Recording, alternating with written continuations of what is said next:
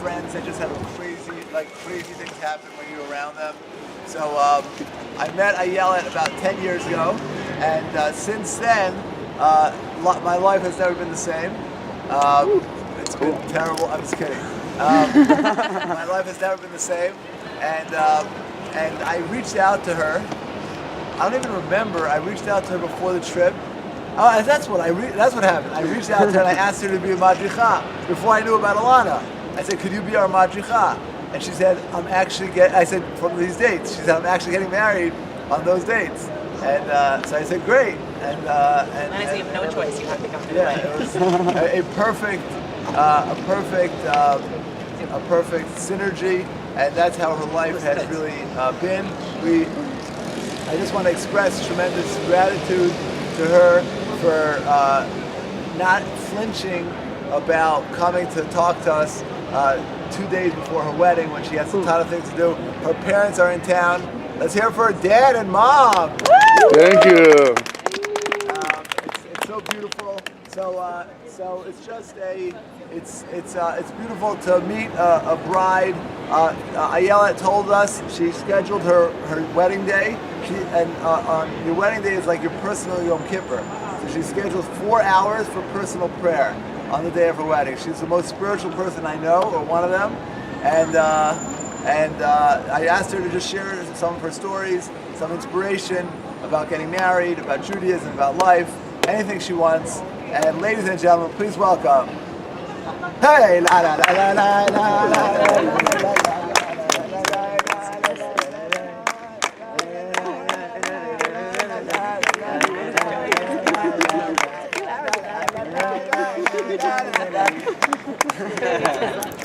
Sit down. Wow, okay. So first Rabbi E was like, would you be willing to come speak to this group of kids? It's going to be totally informal. It'll be more like a conversation. And now here I am standing in front of all of you.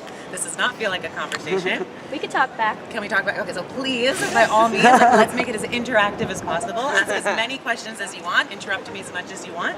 I'm here to just kind of like share my story, and whoever feels inspired by it, and then okay, even if one of you get inspired, then I did my job. It's really amazing for me because it's like full circle. I was at NYU 7 years ago, and I was a big part of Mayor when I was at NYU, and now here I am. The last thing I ever thought in a million years was that I'd be living in Israel, number one. Number two, living in Israel as a Torah observant Jew. So let's rewind to my early 20s. When I was about 21, I had lost a good friend of mine in a motorcycle accident. And I remember waking up the next day to like 80-something missed calls and text messages, and I'm like, this can't be good. So the first thing I did was like, I'm not even gonna bother. Like I wanted to just meditate before I looked at my phone. So I said, let me just get into like a meditative space. I check Facebook afterwards, go from meditation to Facebook. And I just see everyone on my news feed, rest in peace, Dawn, we love you, Dawn, you are amazing, Dawn, you'll forever be remembered, yada, yada, yada. And I'm like, Dawn? Who's Dawn? And as I'm scrolling, all of a sudden my friend's picture, I'm thinking to myself, maybe it's a celebrity or something, and then my friend's picture pops up, and my heart just dropped to my feet. And I remember the first thing I thought to myself was, for 20 years I've been alive, but I had not yet even begun to live. Prior to that, I was big time into like partying and boys and my friends and shopping and yada, yada, yada. Okay, so that whole experience, I mean, I'm giving you like the Reader's Digest version, everything in a nutshell, but that experience, that wake-up call, led me to, well, first Barnes & Noble's, because I said, okay, I need to be inspired. And I went straight to the self-help section, and is anyone here familiar with Deepak Chopra? An author, okay, whatever. So, literally, I was meant to read this book. It was a book called Buddha by Deepak Chopra, and it like fell off the shelf.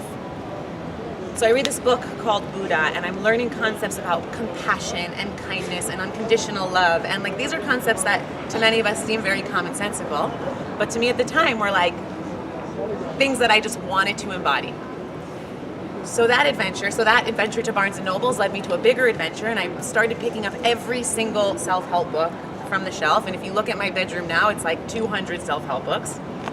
And I started learning a lot about Buddhism and Hinduism and Taoism. which led me to my first trip to India. So I then spent 6 years in and out of India, basically. Spent a lot of time in India. I was in an ashram. I had a guru, a teacher. And I was doing really crazy out-of-body things that, you know, if you want to ask me in private, I'm happy to share, but like you probably won't believe me. But for me, the idea was to transcend and go above what I believed my physical, spiritual, and emotional limitations were. I wanted to be like larger than life in what I felt was possible for me. So, you know, you do what you do in India. You walk barefoot across hot coals. I trained my body not to rely on food, so I went 30 days without food. I don't do that anymore, as you can tell. But and then I went to Peru and I hung out in the Amazon jungle with shamans and was basically like living in a tree house on the river, just doing a lot of spiritual work there. Okay, let's fast forward to a year and a half ago, and I'm sitting in. Is that her fiance? No, he's trying to get the echo. And so fast forward, so rewind a year and a half ago from today, and I'm sitting in Bombay, and my teacher in India had just asked me, he has hundreds of thousands of students, and he asked 20 people to go on a 4-month bus tour throughout all of southern India to visit all of the temples throughout southern India. So like for me at the time, it's as though like the biggest Rebbe asks you to like go to every shul in Israel with him. Like you just don't say no. You can't say no. So I was like, okay, of course, I'll go with you. Okay, fine. So I said, but before I go, I'm going to take a week off because it's going to be rugged. Like no showering, maybe like once a week if you're lucky, if we could find a place to bathe. But it was going to be rugged. So I decided to take a week off and go to Bombay. I have some like wealthy friends in Bombay. And I decided just like, you know, he has his own chef, he has a driver, he has a swimming pool. So I said, okay, I'm going to go for a week and decompress before I embark on this 4-month journey of like aestheticism, basically. And so, train of thought, where was I? Okay. So as I'm in Bombay and I'm sitting by the pool, I just got into a really deep state of meditation and I started meditating on what I wanted to do with my life. At the time, I had a yoga meditation retreat company, so I was taking groups of women to like exotic destinations around the world, and I was leading workshops on meditation, on yoga. That was primarily my business, and so I'm meditating on what I want my business to look like and what I want to manifest for myself in my life at the time. As I'm in meditation and I'm visualizing what I want for myself, there's just this like voice that wanted to enter into what I was visualizing. And I kept trying to push the voice away. I kept saying, okay, I really want, you know what, has anyone here ever meditated before or tried to meditate? You know how hard it is, right? Your mind wants to go everywhere. And so what you try to do is bring your mind back to the one thing that you're trying to focus on. It's a constant recalibration. And so as I'm trying to recalibrate and bring my mind back on to what I was trying to focus on, it was just really strong voice that was coming in, and I kept trying to push it away, until finally I'm like, this voice is just getting louder and louder and louder. I can't ignore it. I literally have no choice. So I was like, okay, let me entertain this thought bubble. I was in this thought bubble, let me entertain this thought bubble. So as I led in this thought bubble, it was a matter of like 5 seconds. It was a thought bubble that lasted 5 seconds, and it was a voice that said, leave India right now and go to Israel. Within 30 minutes, tops, I had a flight booked to come to Israel. I mean, there's so many details to this story, and like, I wish I had more time to share, but I have to meet with my rabbi tonight and go over like wedding stuff. But like, long story short, booked a flight. At the time, mind you, the last thing I ever thought in a million years was that I wanted to be in Jerusalem. I said, I'll go to Tel Aviv. I'll hang out on the beach with a lot of other yogis and meditators and drum circles. And I thought, okay, you know what? That's what I'll do for the next couple weeks. Okay, fine. I call up a family friend of mine who's from Jerusalem, born and raised, and I said, do you happen to know anyone? I asked, do you happen to know anyone who lives in Tel Aviv that I can stay with? I just booked a flight and I land tomorrow. And my friend said, luckily, I just signed a lease 1 week ago, and there's on the beach in Tel Aviv, and there's an empty bedroom. Yes, why did you want to go to Jerusalem? Like, why were you against that? For me, I have family members who are religious. So I grew up secular, traditional, traditional. And I have family members who are religious. So I've been coming to Israel my whole life, and to me, it wasn't something that I was inspired by. Let me rewind. Good question. So I was at Neve 7 years ago because I did Mayor. And so I spent about 3 weeks at Neve the first time and then a couple months the second time, and I was really inspired. And then when I got back to New York, I got uninspired because I didn't have the network, I didn't have the tools to maintain the lifestyle. So for me, I was seeing Torah from a very superficial, external lens. Whereas like when you actually open up a Torah and you learn it the right way, the depth and the teachings and the life that you can actually live and apply for yourself is, there's no words. There's no words. And this is coming from someone who spent 6 years in like Hinduism and Buddhism and Taoism. Okay, fine. So Tel Aviv. did that kind of answer your One question? bedroom in Tel Aviv. Sorry? You want the bedroom in Tel Aviv. Thank you. So, okay, so fine. Empty bedroom, has your name written all over it. You don't even have to pay rent. So that's a pretty good deal. I was like, okay, big guy upstairs, like you got my back. Thank you. So I get to Tel Aviv, and every single Shabbat, I'm just being like drawn somehow, like beyond what was my control at the time. Like I'm just being invited and drawn to these really spiritual, holy Shabbat tables. And so it took me about a month. I was in Tel Aviv for 1 month.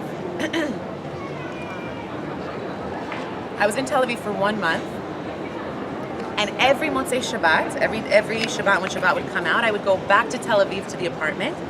And I just felt like I can't, my neshama, my soul just could not be in Tel Aviv anymore. For me, personally, I just couldn't be in Tel Aviv anymore.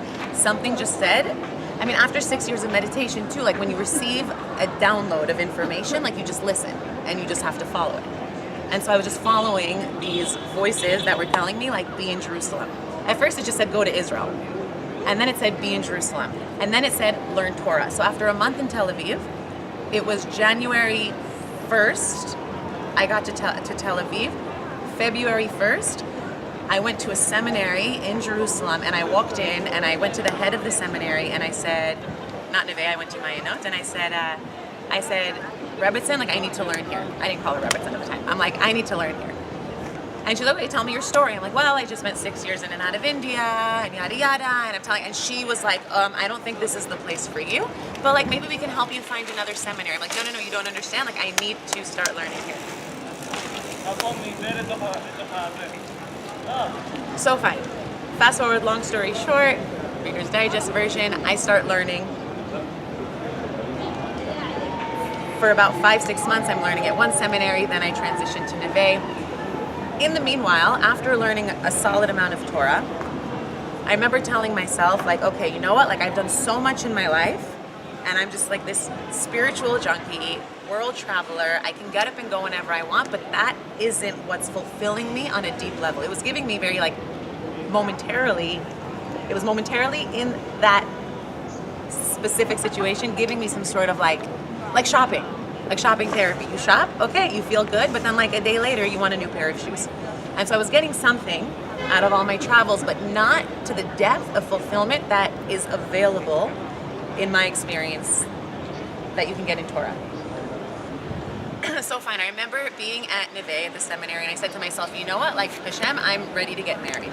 And I was sitting with a group of friends at the lunchroom, and I said to them, by this date I'm going to be engaged, and by this date I'm going to be married. Because I believe that Hashem is so much bigger than anything you ever want for yourself, and He wants to give you what you want, as long as what you want is aligned with what you need. And so when you get clear about what those two mean, then you get showered with abundance. Mamash, you get showered with abundance. I've seen miracles happen in my life simply by being in that space of like, Hashem, you want to give this to me. And because I don't doubt the bigness, like if He is the creator and we're all made in the image of God and we're all just sparks of God, so we're all like these little mini creators walking around planet Earth, like little mystical, spiritual fairies, like creatures that are able to like co-create with Hashem to manifest the realities that we want for ourselves. Anyways, I remember when I got engaged, my friends at the table like took out their notebooks because they like quoted me on the dates that I said, and they were like, "How did you know?" And I'm like, "It's just obvious to me. It's just like, of course He can give you that. Why not? Why not?" And I remember Rabbi E, for like the 6 years that I was in India, had like never given up on me. He was calling me all the time to come for Shabbat meals, and I just like was not happy. Like I was like, okay, maybe I can come for like a day meal, because I felt bad constantly saying no. I was like, but the last thing I want to do is like sleep overnight and have to spend a full Shabbat keeping Shabbat. I remember my first Shabbat here, I had my phone hidden in my jacket pocket, and my friend picked me up in their car around the corner from the rabbi's house. So, to sum up to a long story short, I mean, there's a concept in Torah called Ratzov V'Shov. It means run and return. And so this whole process that you're all going through, I've been there, I've done that. And it's this running and returning. It's this running towards something, because clearly you're all spiritual seekers. Clearly you all want to understand, like, what is my purpose in life? What is the meaning to this life? Like, what is my purpose? Right? So you're running towards it to figure it out. And then when it becomes like too much to handle, you kind of take a few steps back. And that's okay. So I'm here to remind you that that's okay. But just don't stop the running part. Because what I did 7 years ago when I was first at Neve was I took a few steps back and I stayed there. Now I don't regret it, because every experience that I had, from India to Peru to walking barefoot across hot coals to training my body not to rely on like solid foods, all led me to where I am today. But I could know a lot more Torah if I just decided to like listen to that voice 6 years ago. But everyone's purpose is their purpose. So let's all be show. And also Naaseh V'Nishma is something that for me resonates as truth, which means first do and then listen. Am I translating that correctly? First do and then listen.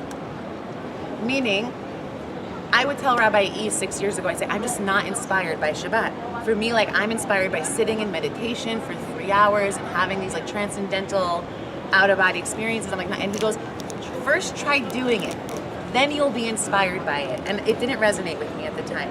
But once I got to Israel, and I was almost like I had to do it, I felt like I had no choice, it instantly hit me. I'm like, there is one day out of every week where I can be in meditation for 25 hours.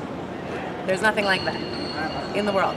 And I also remember 7 years ago when I was at Neve, going to these Shabbat meals, and one thing that I was so inspired by, which I didn't get in my in secular world, like in New York, where we all are from, right, was I would go to these Shabbat meals, and the way the husband and wife would just look at each other from across the table. I don't know if you've experienced that yet, but there's a certain type of connection. Like there's like this invisible vibratory frequency that just exists between these couples. There's so much love, there's so much respect, there's so much acceptance and understanding that I said to myself, I want that, and I'm willing to do whatever it takes to get that. So Baruch Hashem, whatever it takes was me becoming a Torah observant Jew, and now I'm about to embark on this journey of building that life for myself, a Torah observant home with Bezrat Hashem, lots of babies. And yeah, that's my story. So I am happy to open it up to any questions, comments.